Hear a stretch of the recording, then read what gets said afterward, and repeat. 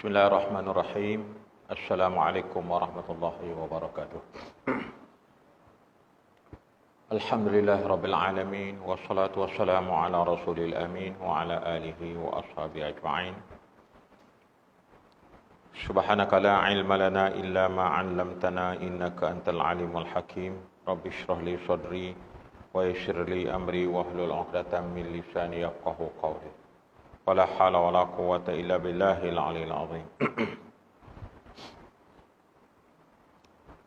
Para jamaah muslimin muslimat, hadirin hadirat yang dirahmati Allah. Alhamdulillah kita dapat bertemu pada malam ini bagi memenuhi jadual yang telah diaturkan oleh pihak masjid. Setelah mana kita bertemu pada bulan yang lalu, iaitu pada 17 hari bulan 2. 17 hari bulan 2, 17 yang bulan yang lepas. Dan alhamdulillah kita bertemu balik pada malam ini untuk kita meneruskan lagi usaha kita untuk bermutalaah kitab yang kita munafaatkan ini, iaitu Madza Ya'ni Intima'i lil Islam, yang diterjemahkan apa artinya saya menganut Islam. Terima kasih banyak kepada para jemaah sebagaimana biasa telah memanfaatkan kesempatan dan kelapangan yang ada pada diri kita masing-masing untuk sama-sama kita memenuhi niat kita di majlis ilmu ini. Mudah-mudahan kita dirahmati dan diberkati oleh Allah Subhanahu wa taala. Kita malam ni kita akan berada di muka surat 17 dalam edisi yang ramai di kalangan tuan-tuan itulah dalam cetakan itu, muka surat 17, untuk meneruskan penjelasan-penjelasan secara agak terperinci satu persatu untuk menjelaskan kenapa kita ni berpegang dengan Islam ini sendiri, maknanya apa artinya kita menganut Islam. Dalam perbahasan tajuk yang pertama, an akuna musliman fi aqidati, iaitu apa artinya kita menganut Islam. Jadi artinya yang pertama sekali untuk meletakkan diri kita masing-masing musliman fi aqidati, kita ni Islam kita di dalam pegangan akidah kita. Setelah kita ikuti 1, 2, 3 perkara yang telah dijelaskan sebelum ini, maka malam ni kita akan masuk kepada perkara yang keempat. Apa yang dikatakan semestinya saya beriman dengan akidah saya itu, ataupun aku beriman dengan akidah aku sebagai seorang mukmin muslim. Jadi tuan-tuan, kita duduk ikuti kitab kita ini hari demi hari, kita nampak bahawa suasana dan keadaan bagi mutaakhir ini mencabar kedudukan dan kewibawaan kita dalam bab memantapkan akidah kita, yang wallahu alam boleh jadi kadang-kadang kita sebelum ini terlupa atau terlepas pandang. Sebagaimana yang ditekankan dalam yang keempat ini, saya mestilah yang keempat, an akuna mu'minan bi anna al-ghayah min al-wujudil insani hiya ma'rifatullahi azza wa jalla kama wasafa nafsahu wa ta'atahu wa ibadatahu. Saya mestilah beriman bahawa matlamat kewujudan insan ialah mengenali Allah azza wa jalla seperti mana yang Allah Subhanahu wa taala sendiri menjelaskannya. Jadi ma'rifatullah tu mengetahui Allah, mengenali Allah, suatu perkara yang mencabar kepada dunia kebelakangan ini. Lebih-lebih lagi apabila di negara kita ini baru beberapa hari yang lalu isu timbul apabila mahkamah tinggi meluluskan orang bukan Islam pun boleh guna nama Allah juga. Boleh guna nama Allah, boleh guna nama Baitillah, boleh guna nama salat. Jadi benda ni memang mencabar umat Islam. Kadang-kadang setengah kita lepas ni kita leka. Jadi apabila mai tempuh ombak yang besar macam ni, kita nak tempuh ke mana? Alhamdulillah lah, masih ada pihak-pihak yang bukan saja berkuasa tapi dia juga bertanggungjawab, telah berusaha terutama sekali orang-orang yang lebih arif di medan undang-undang sivil dan negara ni keseluruhannya, cuba untuk untuk bawa kes ini tadi ke Mahkamah Rayuan yang wallahu alam, tengoklah sehari dua lagi macam mana cerita dia. Andai katalah sebenarnya benda ni bukan benda yang baru, telah diputuskan oleh pihak yang bertanggungjawab. Siapa dia? Iaitu Jawatan Kuasa Fatwa Kebangsaan. Pada tahun 2008 lagi dah putih benda ni. Orang lain tak boleh guna. Tak boleh guna nama Allah, tak boleh guna nama kiblat, tak boleh guna nama apa Baitillah. Sebab dia bukan duk tang tu dan dihurai lama dah. Diputuskan oleh Jawatan Kuasa Fatwa Kebangsaan. Berasaskan kepada kedudukan perlembagaan itu sendiri meletakkan Islam agama rasmi. Tapi orang kita kadang ralik, yang berpengetahuan pun dia ralik juga, dia duk mengaji, cara mengaji dia tu dia terlupa meletakkan dinding tembok asas-asas ini supaya jadi konkret. Akhir sekali beberapa tahun kemudian, seperti mana tahun ini 2021, bayang tengok 2008 dah putuskah? Para ulama, para mufti yang muktabar, kita katakan yang bertanggungjawab dengan kedudukan hukum dalam negara dah putih dah. Tapi oleh kerana kedudukan mahkamah syariah dalam negara ini, orang kata rendah, jauh nak banding dengan mahkamah sivil. Maknanya mahkamah sivil boleh mengatasi mahkamah syariah. Jadi keputusan yang dibuat oleh mahkamah syariah tu seolah-olahlah pada pahaman kita, pada pandangan saya yang tak arif dalam bidang ni tuan-tuan, seolah macam ke tepi, terpinggir. Ni. Sedangkan kita tahu Jawatan Kuasa Fatwa tu mestilah Jawatan Kuasa Fatwa yang mesti direstui dan ditauliahkan oleh duli tuanku Majlis Raja-Raja atas sifat sebagai kedudukan perlembagaan yang meletakkan ketua agama bagi negara. Tapi kewibawaan tuanku itu sendiri pun seolah-olah telah tidak dipandang oleh suasana yang ada hari ini. Jadi tuan-tuan, tengok benda-benda ni duk berlaku. Ni kalau zaman kita ada lagi lah orang kata apa? Dia punya ruang untuk buat perbandingan. Sebab kita dan waktu zaman hak ni dulu dengan zaman lah. Bagi yang generasi yang akan datang, dia tak dan zaman dulu, dia hidup-hidup celak mata lagu tu dah. Lagu mana tuan-tuan? Ini yang membimbangkan benda ni cukup serius. Benda agama, benda serius. Sebab itu diizinkan oleh Allah untuk kita di atas muka bumi ini pun tuan-tuan. Sebagaimana yang ayat yang kita dah baca, dah kita lihat tafsir daripada ayat itu. Wa ma khalaqtul jinna wal insa illa liya'budun. Tidak aku jadikan jin dan manusia ni, kata Allah, illa liya'budun, kecuali untuk pengabdian kepada Allah. Bermaknanya dalam konteks apapun, bab ekonomi tak boleh lari daripada pengabdian kepada Allah. Bab pengajian, pendidikan, tarbiyah tak boleh lari daripada pengabdian kepada Allah. Bab politik tak boleh lari daripada pengabdian kepada Allah Subhanahu Wa Taala. Apa juga pun, setiap detik langkah hidup kita sebagai hamba manusia ni tak boleh menyimpang daripada pengabdian kepada Allah. Kalau sesuatu perkara itu menyimpangkan kita daripada jalan Allah, maka hak tu bagi orang yang berakidah, dia kena keluar daripada tu, dia tak boleh ikut. Ni kita ini tak apa bab agama orang masjid je, ni kerja tok imam, ni kerja member masjid je, ni kerja tok lebay je. Tu setengah pada setengah kita memperkasarkan ekonomi, kita lupa bahawa ekonomi itu kena menjurus ke situ. Sebab tidak ada satu lain yang diizinkan oleh Allah kecuali menjurus di situ. Itu akidah. Lah ni tuan-tuan, orang lain pun kita izin untuk gunakan kalimah-kalimah yang suci ni sendiri ke pengabdian kepada Allah ni untuk dipermainkan oleh mereka. Walaupun dihujah mereka tu, mereka nak guna untuk pendidikan, untuk apa pun, yang pentingnya hak tu adalah untuk akidah orang Islam. Yang ni yang kita akan tengok nanti ni tuan-tuan. Kita akan tengok sikit sebanyak ni. Yang diketengahkan dalam bab ni mula-mula sekali perkara yang keempat itu ialah ayat Allah surah Az-Zariyat. Ni saja saya nak nampakkan buka minda ni tuan-tuan.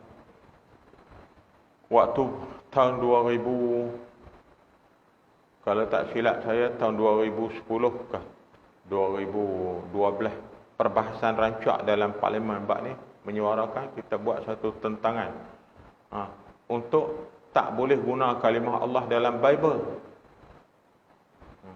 Sebab kalau semak Bible tu sendiri, sama ada Old Testament ke atau New Testament yang kamu guna hanya God, this is for God, God, tak ada pun Allah.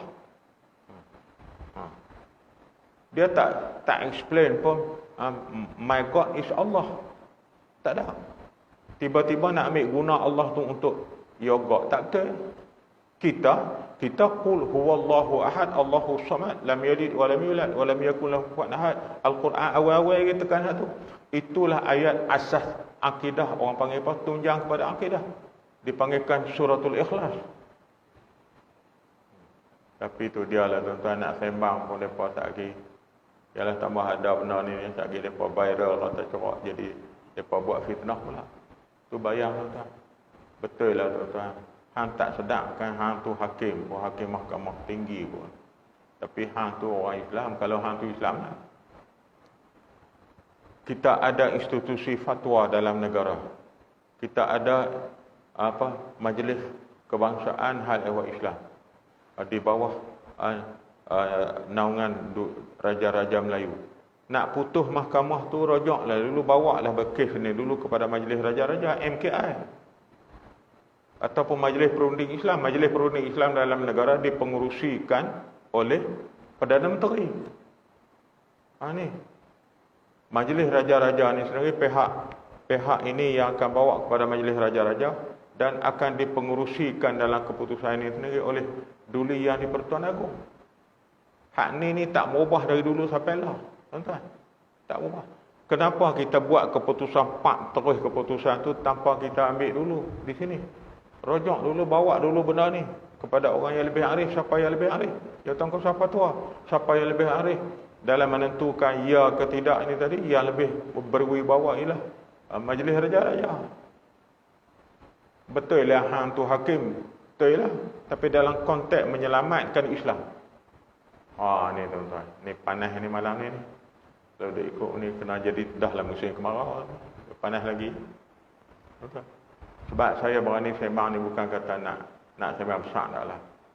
Sebab dalam MKI saya pernah duduk. Dalam persidangan Majlis Raja-Raja untuk memutuskan ni saya pernah duduk. Di atas sifat jawatan pada ketika itu. Perbahasan dalam Parlimen saya terlibat. Walaupun ada wakil-wakil daripada orang Melayu juga beragama Islam, dia fight. Dia buat keluar hujah-hujah mengatakan boleh orang bukan Islam guna Bible dan Kristian boleh gunakan nama Allah dalam Bible. Saya tak mau sebutlah nama orang tu lah ni, dia pun dah jadi ahli parlimen lagi. Dia guna fight boleh. Dia buat keluar hujah ayat lah. Kita tahu ayat hujah yang dia buat keluar tu, dia bukan nak mengaji bab tu, dia tak rojok kepada kitab-kitab tafsir. Tu dah. Jadi ini dia tuan-tuan. Saya sebut malam ni pun bukan kata kita nak duk berentak, nak duk orang kata nak berbalah berkelahi dengan siapa-siapa, tapi nak menimbulkan perkongsian maklumat supaya kita lebih berhati-hati, lebih cermat dalam menempuh usia yang Tuhan bagi. Ni hak kuat makin hari makin duk tua, makin hari makin tua, makin hari makin berumur ni tuan-tuan. Apakah dalam usaha kita daripada mula dulu meletakkan diri sebagai seorang yang bertauhid kepada Allah Subhanahu Wa Taala, tiba-tiba kau duk makin meningkat umur, kau duk makin loy, kau duk makin lepas. Kita nak lose ataupun loss. Either lose or loss daripada ini bukan kerja orang apa ni? Orang yang bertauhid. Baik itu penekanan ni tuan-tuan, kita balik semula kepada kitab kita ni. Penekanan perkara yang keempat, mestilah beriman bahawa matlamat kewujudan insan ini, macam yang saya baca petikan ayat tadi ni, matlamat kewujudan insan ialah mengenali Allah Azza wa Jalla seperti mana yang Allah Subhanahu Wa Taala sendiri menjelaskannya. Makna kenapa yang ditimbulkan ni, kena kenal Allah, mengenali Allah seperti mana yang Allah Subhanahu Wa Taala sendiri menjelaskannya. Makna kalau kita menyimpang daripada hak ni, kita tak cuba kenali Allah seperti mana Allah sendiri nak kehendaki, bermakna dia tidak Islam. Dia kata pun saya pun sembah Tuhan juga, saya pun ada Tuhan juga, ada Tuhan juga. Semua boleh mengaku. Kalau kita cakap kasar, lembu kebau pun boleh dia mengaku Tuhan kalau dia boleh cakap. Tapi Allah dah tegaskan setiap yang tegak, kita tak tahu. Ini tuan-tuan boleh rujuk dalam suratul Hajj. Tuan-tuan akan jumpa ayat yang saya maksud nak jelaskan ni. Setiap yang melata tumbuh di muka bumi ini, yang merayap di muka bumi ini, semuanya hari-hari kerja dia bertasbih kepada Allah Subhanahu Wa Taala mengikut kemampuan yang ada. Dan pokok kayu, walaupun kita tengok tegak pokok kayu tu, dia bertasbih kepada Allah dengan tegaknya lah itulah. Haiwan, orang kata apa, dia berkaki empat, belakang naik ke langit. Belakang naik ke langit, berkaki empat merayap. Dia bertasbih, berzikir kepada Allah Subhanahu Wa Taala dengan kemampuan yang ada pada dia itulah. Yang melata merayap serangga dengan cara dia. Maka dengan sebab itu, ni dalam penjelasan yang menghuraikan kenapa orang Islam kena sembahyang dalam seperti mana yang kita duk buat lah. Ada tegak, ada rokok, ada sujud. Kita tiga pergerakan yang besar. Tegak, rokok dan sujud. Sebab apa? Kita adalah orang kata menjadi suatu lead, orang kata memimpin, mengetuai segala seluruh kemampuan yang mampu dilakukan oleh makhluk Allah yang lain. Kita buat. Pokok kayu, tumbuh-tumbuhan dia tegak, kita mampu untuk tegak. Dan ada yang belakang ke langit duk bongkok tadi, kita mampu buat. Kita manusia ni kena buat. Sebab kamu adalah khalifatullah fil ardh, kena buat semua. Sebab tu kita rokok. Bagi hak yang duduk serangga, duduk merayap, duduk apa tu, semut, kongkiak apa semua, tu kita sujud. Tu falsafah dalam bahasa bab sembahyang ni. Kalau wallah alam kok tuan-tuan di sini yang kok terasa nak rujuk, saya boleh bagilah nama kitab. Nama kitab dia Hujjatullahul Balighah. Hujjatullahul Balighah ni dia menjelaskan satu persatu bab cara perbuatan sembahyang tu, pasal apa kena rokok, pasal apa tak sujud saja. Jadi apabila kita tengok dua tiga perkara habsak kita buat ni tadi, adakah yang mereka kata Tuhan mereka ialah Allah, mereka buat ni? Dah, ada yang menerak terus. Ada yang tak ada pasal-pasal pun, hanya angkat tangannya. Ni kalau kita nak sembang ni, takut orang lain sensitif. Tapi nak ceritanya, agungnya Islam, agungnya agama Allah Subhanahu Wa Taala ini, ibadah dia, solat dia pun merangkumi keseluruhan kemampuan yang ada pada makhluk-makhluk Allah yang lain yang terbatas, dirangkum semua manusia yang beriman mampu buat. Itu dalam yang dibahaskan dalam kitab yang panjang oleh ulama kita, Hujjatullahul Balighah. Ini wallahu a'lam tuan-tuan. Jadi dalam bab ni tuan-tuan, inilah dibawa oleh syekh kita Az-Zariyat ayat yang ke-50, ayat yang ke-56, 50 sehingga 58. A'udzubillahi minasyaitonir rajim. Wa ma khalaqtul jinna wal insa illa liya'budun. Ma uridu minhum min rizq wa ma uridu an yut'imun. Innallaha huwar razzaqu dzul quwwatil matin. Sadaqallahul azim.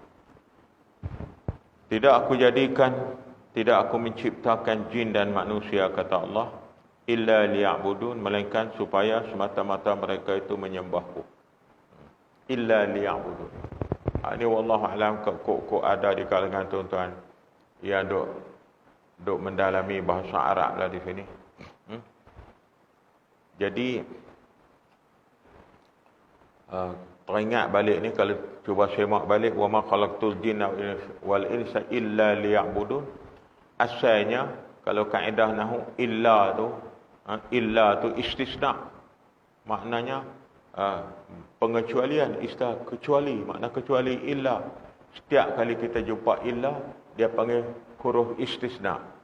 Tapi dalam ayat ni illa, ada ulama nahwu meletakkan illa bukan lagi istisna, kecuali dah. Mana tidak aku jadikan jin dan manusia kecuali untuk menyembah dah.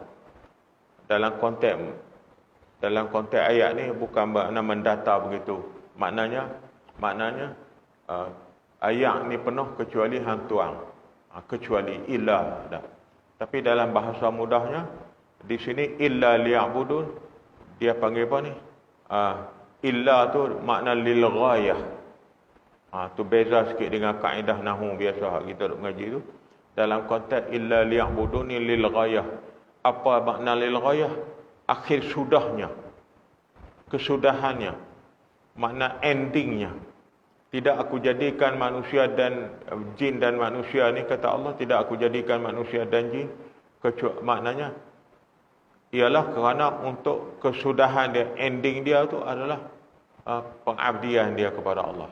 Mana pilah buat kerja apa pun, hampir tani, buat tu, buat ni macam-macam, tapi semua kesudahan ending dalam pada apa yang kita lakukan tu ialah pengabdian kepada Allah. Jangan lupa tu yang kita sebut awal tadi. Baiklah, hang yang nak buat kerja lain tak boleh dia kerja menega. Maknanya dia terlibat dalam kegiatan ekonomi. Maka kesudahan matlamat tujuan ekonomi itu bukan masalah nak jadi jutawan, bukan masalah nak kaya raya, bukan masalah nak itu ni, tapi masalah dia ialah kemuncaknya aku boleh pengabdian kepada Allah. Begitulah kata bercucuk tanamkah lagu mana, atau pendidikan dan sebagainya. Orang kata pada dalam bahasa lain, whatever yang kita buat, apa saja yang kita buat, mesti matlamat dia illa liya'budun. Mana akhir sudahnya tujuan apa yang kita lakukan tu ialah pengabdian kepada Allah. Jangan lari. Sebab tu Islam tolak dari segi hukum fiqh. Kalau tuan-tuan tengok tolak, kalau kita semayang elok betul sekalipun, tapi tujuan dia ialah untuk riak, tujuan dia untuk takabur, tujuan kita untuk kita rasa sum'ah, tolak. Walaupun betul hang semayang, walaupun betul hang rukuk sujud, walaupun betul hang baca Fatihah, hang baca apa sedap, elok betul. Tapi kalau tujuan dia al-ghayah dia tadi bukan liya'budun, mayang pun tolak, apatah lagi benar lah. Tu dia illa liya'budun ni tuan-tuan. Hak ni syekh kita ni tak ada lah dia terjemah sampai tara tu huraian dia. Saya tambahlah pasal kalau kita buka kitab-kitab tafsir dia akan bertemu macam tu. Kalau tuan-tuan nak buka ke arah penafsiran yang lebih cenderung kepada pengurusan pentadbiran politik dunia, tuan-tuan kena buka fi zilalil Quran. Kalau nak tengok kitab tafsir yang daripada ayat Al-Quran yang bawa seberapa banyak dari segi bab hukum hakam nahi mungkar kah, amar ma'ruf sebagainya, hak tu kena buka tafsir Al-Fakhrur Razi. Tu jumpa. Fakhrur Razi dia ambil 4 ayat ni bawa satu. Ini masalah yang pertama dia buat keluar meh. Masalah yang kedua buat keluar ni. Masalah yang ketiga buat keluar meh. Berasas hak tu lah. Itu kepakaran yang Allah Subhanahu Wa Taala beri kepada para ulama. Kita nak pertikai payahlah tuan-tuan. Orang lah duk pertikai sangat. Sehingga macam lah ni baru hari ni hari yang ke berapa? Hari yang ketiga bulan Syaban. Makna apa dalam suasana Isra' Mi'raj ada orang yang duk pertikaikan Isra' Mi'raj ni nak balik semula puak-puak hak munafik zaman Nabi. Duk pertikai betul ke dengan konteks masa, bercanggah dengan sains, bercanggah dengan ilmu yang ada ni. Kita nak naik kapal terbang pun kena ada oksigen. Ada pula kawasan graviti, kawasan tarikan bumi sebagainya. Takkan boleh melimpasi kawasan tu. Ni hak duk mengaji ni. Ada setengah tu orang buat degree, daripada first degree sampai yang tertinggi degree dalam bidang sains. Mungkin hak ni ilmu dia. Dan kita pun tahulah ilmu hak tu. Jadi jangan guna ilmu tu tadi untuk menafikan Isra' Mi'raj. Ni dia tuan-tuan ni kok terpanjang sikit malam. Tak apalah kita cerita bila. Jangan ada guna hak tu untuk menafikan Isra' Mi'raj. Pertama sekali bercanggah dengan liya'budun. Yang kedua ya tuan-tuan ialah Allah guna kalimah subhana, maha suci Allah. Apabila maha suci Allah ni sudah tentu awal-awal lagi Allah tak kata dah. Allah tak tekan dalam ayat tu tadi diperjalankan Nabi daripada Masjidil Haram ke Masjidil Aqsa, dan seterusnya lah dalam ayat-ayat yang berkaitan dengan Mi'raj. Tapi Allah mulakan subhanallazi asra. Allah tak kata Allahul ladzi asra ataupun allazi asra. Tuhan tak mula lagu tu kalimah orang kata apa, ilqa khitabah dia tu tadi dengan subhanallazi. Maknanya Allah letak awal lagi kunci kata duduk di situ ialah maha suci Allah. Jadi kalau maha suci Allah nak pertikaian manusia lu mana akal kita tak sampai, pemikiran kita tak sampai, ilmu tak sampai. Ni. Tapi saya sembang ni tuan-tuan kerana ada dah orang-orang duk viral dalam ni tadi, mana mungkin Nabi boleh Isra, pasal halangan-halangan dari segi logik sains ni tadi. Ni macam-macam lah tuan-tuan. Ni benar-benar lagu ni. Kawasan graviti ni satu bab, oksigen satu bab, mana manusia mana boleh nak hidup-hidupan kalau tak cukup oksigen. Duk bahas ni. Dia lupa bahawa Isra' Mi'raj dengan kalimah subhana itu adalah menunjukkan salah satu mukjizat kepada Nabi Muhammad, khusus kepada Nabi dan Rasul yang terdahulu tak ada. Ni kita jangan lupa. Al-Quranul Karim mukjizat khusus Allah kepada Nabi Muhammad sallallahu alaihi wasallam yang membawa syariat sehinggalah ke hari kiamat. Tu. Ada pun kitab-kitab suci yang terdahulu datangnya Al-Quran, hukum hakam dulu termansuh dengan Al-Quranul Karim. Tu ilmu dia. Ni wallahu a'lam tuan ni kok lah ada kita kadang-kadang duk terima logik ke bawah kok tu. Kita lupa bahawa Isra' Mi'raj mukjizat.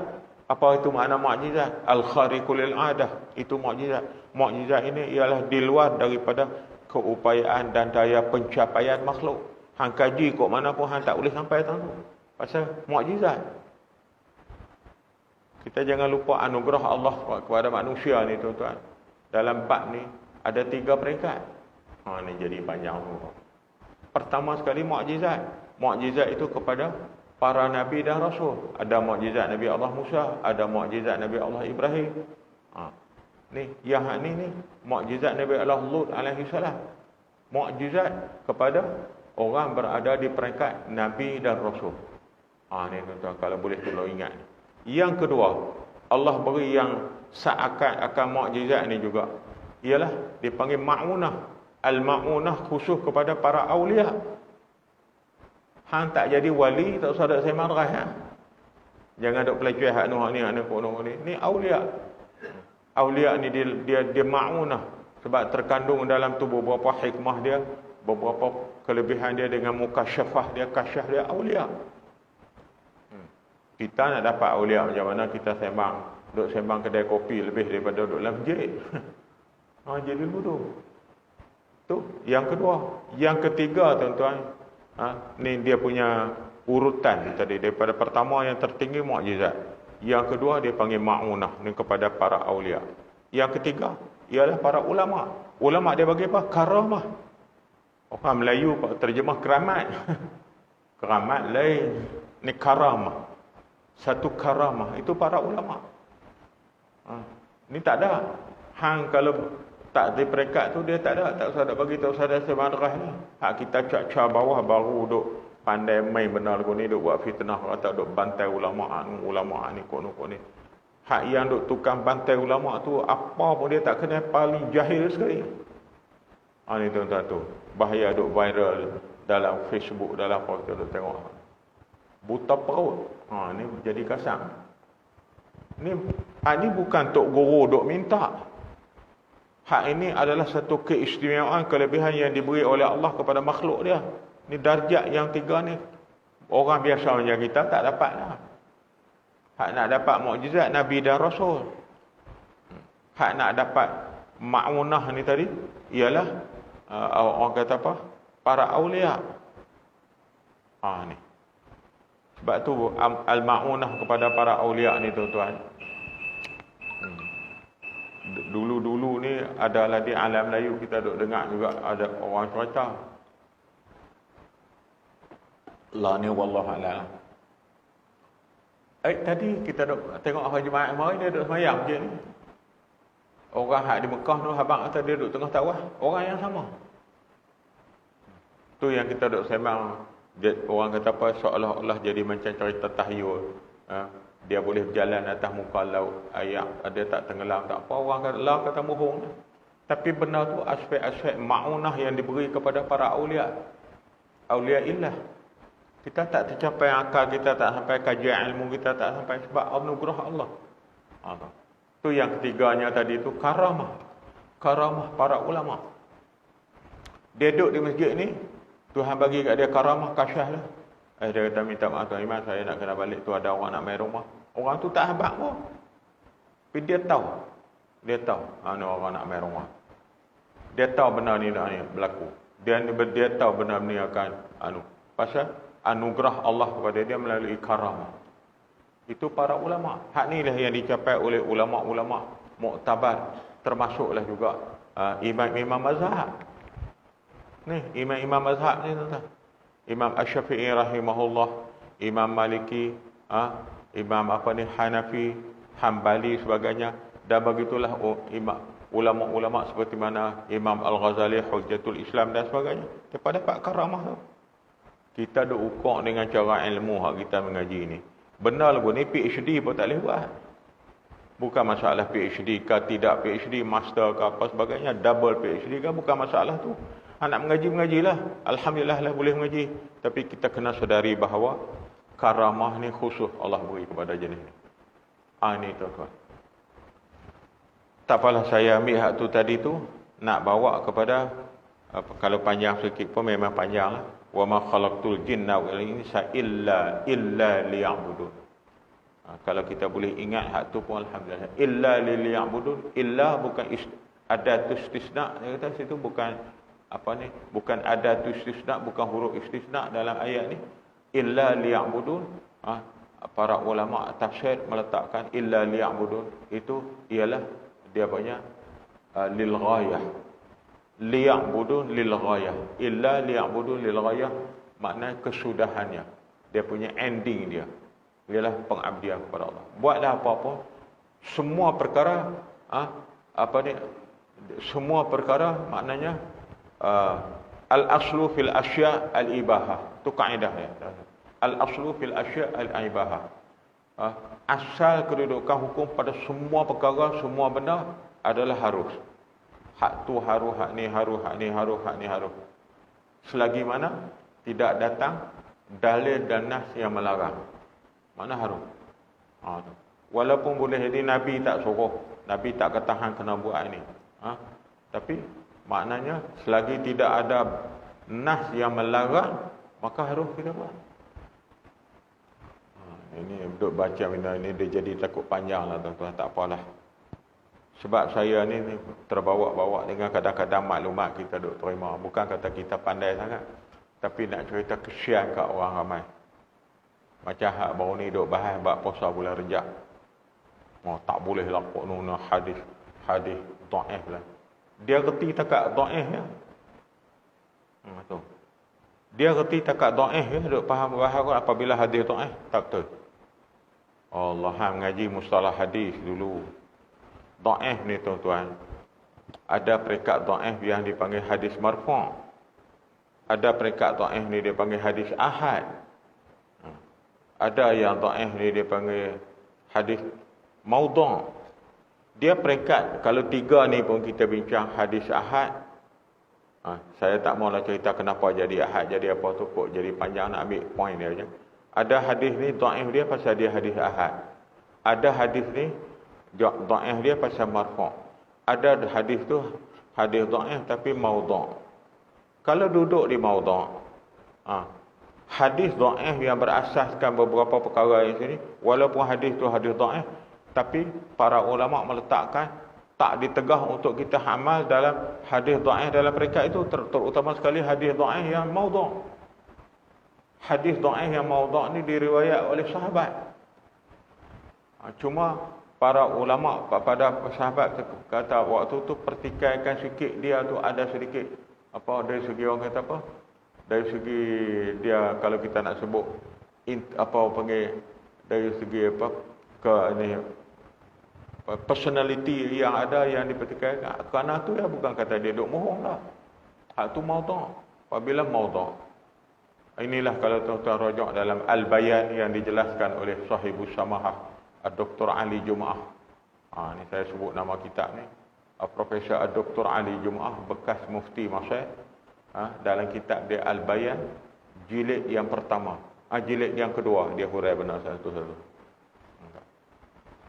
Kalau hadis maudhu', hadis dhaif. Sebab dia tidak mutawatir, dia tidak sahih. Tapi kita tidak dilarang untuk beramal dengan hadis ini. Ni yang kita pergi duk ceramah buat kuliah di masjid, peterah naik atas member masjid pun. Ada hak saya terima viral ni, dia peterah atas member masjid. Ulama nu tak betul pasal apa duk peterah. Betul lah hang doktor, tapi hang doktor bidang perubatan, jangan duk cakap bab ni. Lebih sangat. Dia berdoktor bidang perubatan, duk peterah berong. Bab cerita belah perut orang, okeylah dapat kat hang. Bab nak jek lagu mana? Bius lagu mana? Betul lah. Tapi jangan duk campur bab-bab ni kalau tidak berasaskan kaedah ilmu.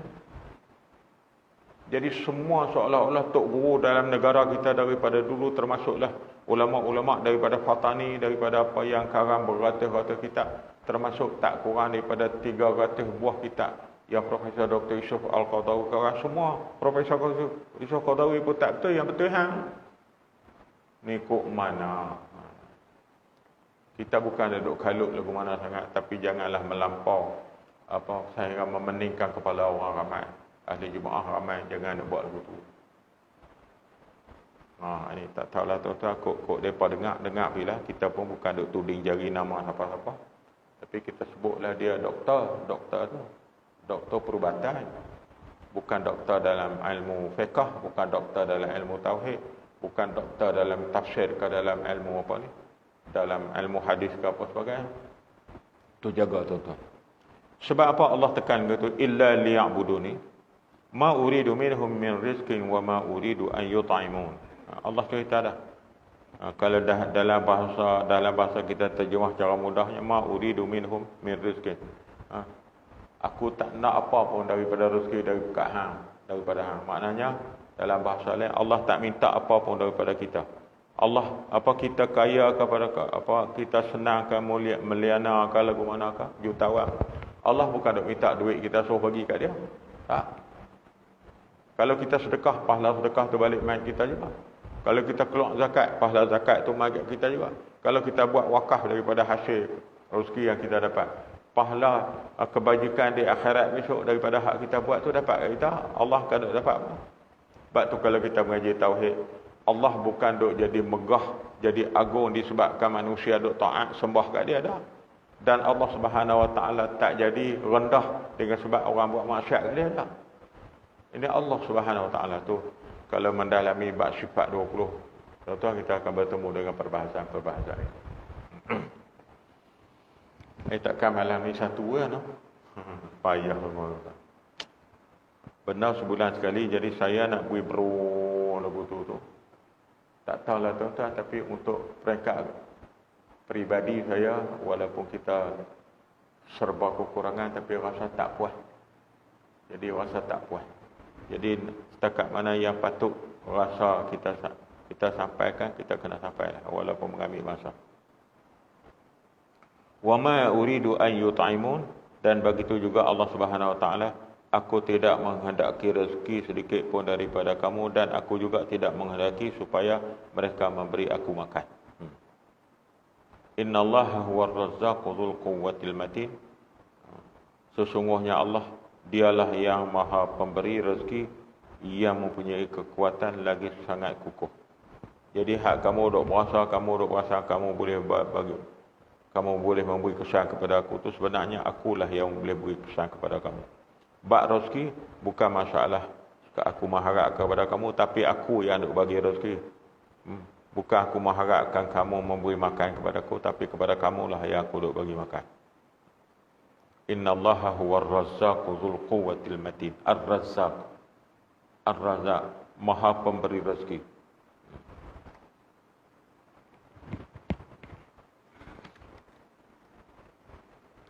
Alhamdulillah lah tuan-tuan, insya-Allah. Kita baca nombor 4 ni, mudah-mudahan kita dah dapat menghayatinya. Kok ada terlintas iblis buat main dalam hati kita pun kita dapat tolak, insya-Allah. Dan yang kelima malam ni tuan-tuan, insya-Allah kita pergilah gagah sikit lagi. lagi 10 minit pukul 9 ni. Yang kelima, an akuna mu'minan bi anna jazaa'ul mu'minul muti' huwal jannah wa anna jazaa'ul kafirul 'asi huwan nar. Fariqun fil jannah wa fariqun fis sa'id. Surah Asy-Syura ayat yang ke-7. Maksudnya di sini ialah dari segi ketauhidan kita kepada Allah, untuk cek diri kita lah, kalau boleh saya guna bahasa macam tu masing-masing. An akuna mu'minan bi anna jazaa'ul mu'min al-muti' huwal jannah.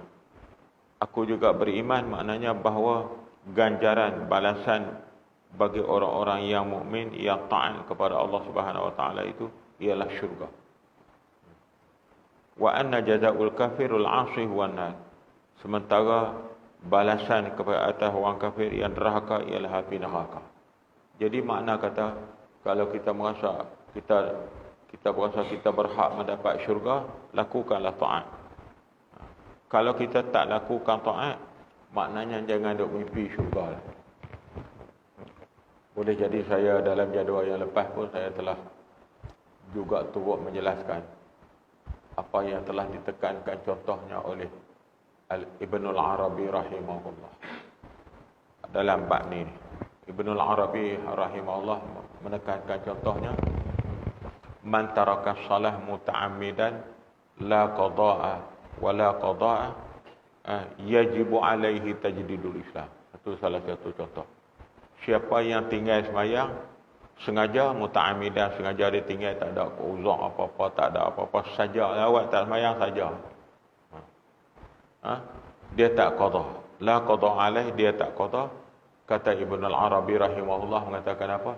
Yajibu alaihi tajdidul Islam.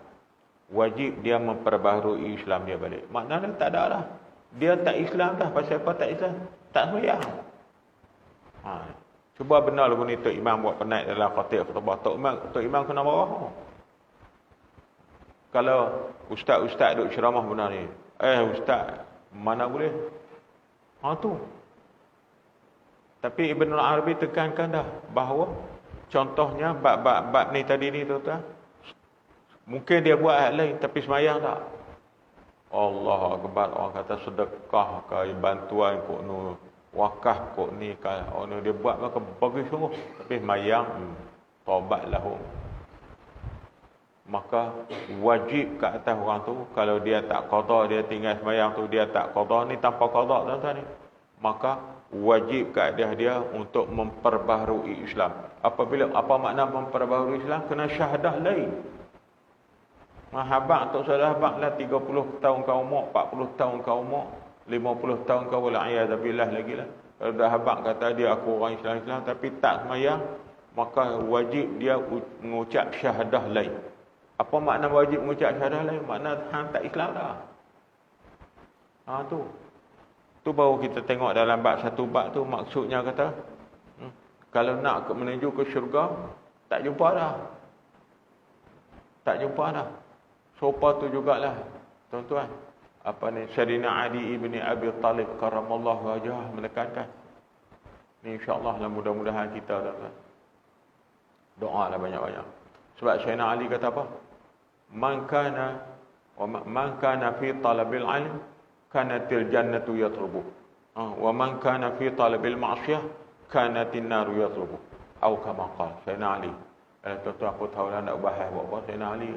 Sayyidina Ali ibni Abi Talib menekankan bahawa siapa yang sentiasa meletakkan diri dia dalam keadaan duk mengaji, menuntut ilmu. Macam kita kok masjid lagu ni lah, kita kata nak masuk universiti pun tak dah, nak masuk kok nu tak dah, nak pergi mengaji kok nu kok ni, lagi bukan masa kita lah.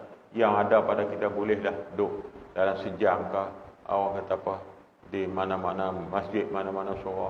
Orang kata walaupun ada benda hak yang dah kita tahu dah, tapi kita dengar bila pasal nak mengisi kehendak menuntut ilmu tu, maka Sayyidina Ali kata membuktikan bahawa orang tu menuntut syurga, menuju syurga, jalan menuju syurga. Wa man kana fi talabil ma'siyah kanatin naru yatlubuh. Siapa yang sentiasa duduk dalam penderhakaan kepada Allah, maksiat kepada Allah, bermakna orang tu duk nak neraka. Ni. Tu je tuan-tuan. Macam ialah saya rasa kita semua ni serupa lah, kita yakin lah. Nak kata orang kata apa? Nak kata kok ni apa-apa yang kita duk gagah juga tu, puluh juga tu, walaupun mungkin ada benda-benda lain lagi yang pada diri kita seseorang tu, kesibukan ni, kita ambil juga kesempatan tu. Kenapa? Nak mengisi kehendak ni, nak mempersaksikan di hadapan Allah, sebagaimana Sayyidina Ali kata bahawa ya Allah ya Tuhan kami nak syurga. Sebab tu kami puluh juga tu buat ni. Walaupun orang kata apa benda ni setengah pada setengah tu, ada yang kita dah tahu dah pun ada. Hak tahu dah nak perkukuhkan maklumat, ingatan kita. Dah hak kita tahu dah tu, kok nak perkuatkan lagi, takut-takut tu silap, takut-takut ada yang tersalah. Pasal apa kita nak letakkan diri kita ni sebagai diterima oleh Allah, bahawa kita ni duk pulun untuk menuju kepada syurga Allah Subhanahu Wa Taala. Sebab seperti mana ayat yang telah ditekankan tadilah, bahawa balasan kepada orang yang mukmin, ganjaran bagi orang mukmin yang taat kepada Allah, kita nak duduk dalam keadaan orang yang taat, pasal ialah syurga. Tak ada siapa tuan-tuan, kalau takat manusia yang normal ni, fitrah manusia ni, umumnya semua nak syurga. Tanya yang syirik kepada Allah, yang murtad, yang kufar kepada Allah pun, dia nak choose hak mana? Either hell or heaven. Kamu nak neraka kan nak syurga? Dia akan jawab dia nak syurga. Padri ceramah dalam gereja pun dia nak syurga. Tok Sami ceramah dalam tempat tokoh Hindu pun dia nak syurga. Buddha ceramah apa dalam tempat Buddhis dia pun nak syurga. Sebab tu dia sumpah pun, please go to hell. Itu biasa-biasa. Marah ke orang ke, please go to hell. I give up you, please go to hell. Pasal bahasa dia kata neraka lah. Pasal orang tak mau neraka. Tapi dalam konteks orang yang beriman ni, akidah kita, bukan setakat bahasa tu, kena tunjuk, kena lakukan. Kamu nak kepada syurga Allah. Apa you makna dengan makna heaven pada kamu, hak tu kamu punya hal lah. Apa dengan makna neraka dalam istilah kamu, hak tu kamu punya hal lah. Tapi kami orang yang beriman berakidah, kami mengikut definisi takrif syurga yang ditekankan oleh Al-Quran. Kami tolak neraka seperti mana neraka yang dia dapat diperkenalkan oleh Al-Quran. Walaupun kamu merasakan bahawa ini syurga, tapi dah Quran kata neraka, bagi kami neraka. Allah Akbar. Jangan duk bertukar.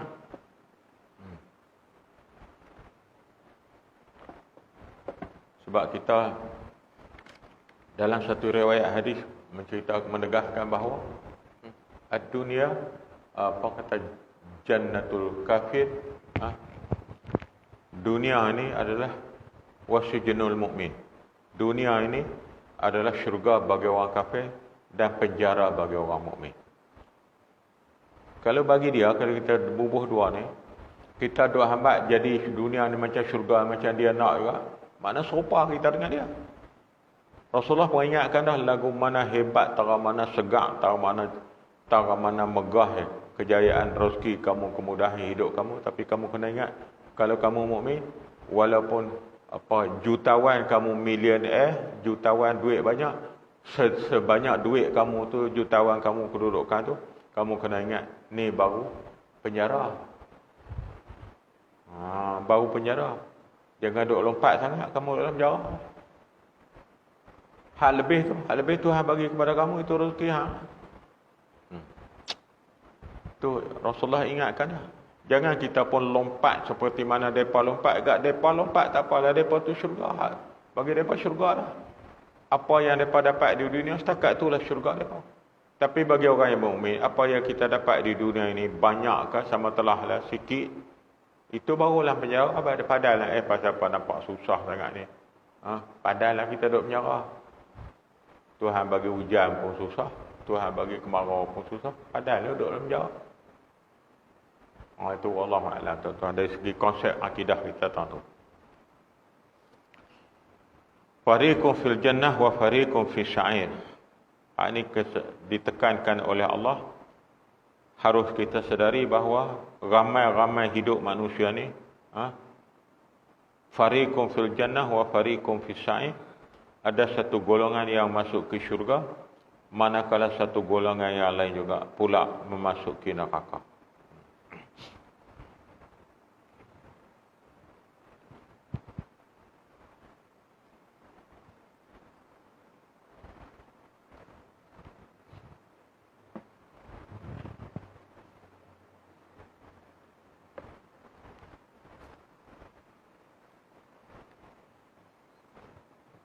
Tu macam mana? Okey. Dah ada pukul 9 kan. Lah ni SOP pun dah banyak. Oh jangan ada wifi main. Ada perdagang 10,000 lah dah lah. Meleleh dah. Dalam tempoh berapa hari? Dalam tempoh 7 hari.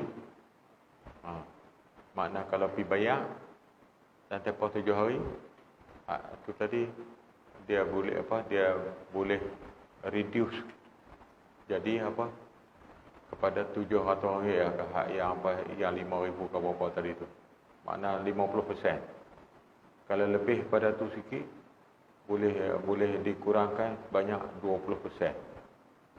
Kalau tak juga tetap Allah meleleh kan. Kita nak pergi buh minyak pun nak, hak mana hak kuning, hak mana hak hijau. Nak kena ada banyak jenis lagu ni hak bu. Okeylah kot dah, tak apalah. Nampaknya kita ni kita tangguh di sini dulu malam ni, dan insya-Allah kita bertemu lagi dalam jadual yang akan datang. Oleh kerana bulan April tu, kalau ikut kalender 13 hari bulan tu adalah Ramadan dah. Jadi dalam bahasa mudahnya, ni pun saya tak sembang lagi lah dengan pihak masjid. Dalam bahasa mudah, kalau ikut jadual rutin biasa, maknanya kita bertemu balik kitab kita ni lepas raya lah kot. Kalau umur panjang, kalau sihat. Dengan jadual yang bulan 4 ni tak ada lah, pasal kita puasa. Ataupun tak tahulah kot masjid ni nak buat kuliah juga, lepas kuliah baru kita tarawih. Masjid ni pasal apa? Minta maaf tuan, melawak tu melawak lah. Pasal masjid ni pelik sikit pada masjid lain-lain. Pelik yang pertama pasal dia tak ada kalut tingkat lah. Hampa nak masuk menyeru ni boleh, nak lompat kot ni boleh, tak ada apa. Masjid lain tu dia dengan gerai kono ni. Tersilap lumpur kunci dengan tok-tok imam tak boleh masuk. Ni tak apa, hak tu satu keistimewaan. Yang kedua, keistimewaan masjid ni pasal tiang banyak. Memudahkan hak yang kita tahu pasal hak pinggang ni nak menyandang. Boleh carilah berasa tak mana sudah. Itu yang kedua. Ni melawak lah tuan-tuan, jangan duk marah lah. Jadi maknanya hak bulan depan tu terpulang kepada pihak masjid lah. Tapi kebiasaan, kelaziman di tempat kita ni, bulan Ramadan tu kita tangguhlah untuk memberi keselesaan kepada masyarakat ramai untuk melakukan ibadah tarawih. Atau insya-Allah tuan-tuan, mudah-mudahan kita diberkati oleh Allah Subhanahu Wa Taala di sepanjang Ramadan yang akan datang ni, dan kita dapat menunaikan tanggungjawab dan tugas sebagai mukmin muslim sebagaimana yang diredai oleh Allah insya-Allah. Aqulu qawli hadza wa astaghfirullah li wa lakum wa la haula wa la quwwata illa billahil aliyyil azim. Wassalamualaikum warahmatullahi wabarakatuh. Bismillahirrahmanirrahim. Alhamdulillahirabbil alamin wassalatu wassalamu ala rasulil amin wa ala alihi washabihi ajma'in. Allahumma inna na'udzubika min 'ilmin la yanfa' wa min qalbin la yakhsha' wa min nafsin la tashba' wa min ta'amin la yurzaq. Rabbana innana sami'na munadiyan yunadi lil imani an aminu bi rabbikum fa amanna. Rabbana faghfir lana dhunubana wa kaffir 'anna sayyi'atina wa tawaffana ma'al abrar. Allahumma ij'al jam'ana hadza jam'an marhuma wa tafarruqana min ba'dihi tafarruqan ma'suma. Wa sallallahu ala sayyidina Muhammadin wa ala alihi wa sahbihi ajma'in walhamdulillah.